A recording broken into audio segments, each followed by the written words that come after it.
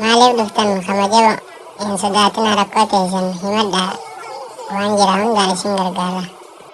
Doktar akkuma afna goggodha galgala hoggaan gachiisees hirribuma faana dhufuu dida. Ganama ammaasis lafumaa ka'uu fi caccabina qaamaatii fi kanaatiin lafaa ka'uu dadhaba. Kanattiin addatti ammaas ganama ammaas yeroon lafaa ka'uu booda na ammammachiisaa hedduu mataan kun na dhukkuba ija kanaas banachuu hin danda'u. Kana wajjin numaa dhukkuba boota baay'een qabaan sila akkamii na qorattanii bareeda na fakkaata. Akka qorannoon mul'isutti dhukkubni kee haraaraadha. Dawaa ajajame haala gaariidhaan itti fayyadami. Ganama umarkullee qamaata. Galgala qaatiraadha. Sa'a 7 immoo jimaa oborraa qamaata. Dhukkubni kee karaa salphaadhaan si fayyuu ni danda'a jechuudha.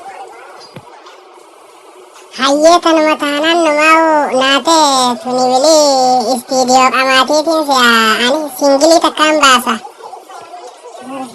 Baasi rakkoon qabu. Maal rakkoo qaba jetteeti dhuftee gosa feete baasuu dandeessa. Dhiyeeffamaadha meeshaan hundinuu gitaaronni baay'een kan girgiraarraa qabe hanqaa libaanataa fa'uuditti. Jimaa baay'een qaba baabiiftuutirraa dhaamsa koo gahini qamaatoota mara. Yoo jiraabsiin jiraatte turruulee wal garraa dhaamsa koo gahini mirqaantoota mara. Ammallee nin dabala singilii takka dhaamsa sodaadhee barana mirqaantooti. An oborraa hudhee deemuu kooti. Natti taate akka suusii jimaadhaan fayyisuu lulluqqataa raabsiidhaan dubbisuu. Haalaaf amalaa fi bifa keetirra jaalala dhugaatiin na qabeessirra sin jaalla jechuudhaan ba'u heerarra magaala bichoo jimaa oborraa.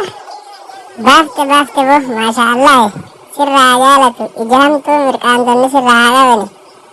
Akkana bof singilii kee kana 7 istiidiyoo teenya sa'a 24 akka oolu ajaja dabarsuudhaan ammaan tanarraa hojiirra akka oolu ni goona. Galatooma ammallee singilii biraatiin qabadhaa nuu deebi'a.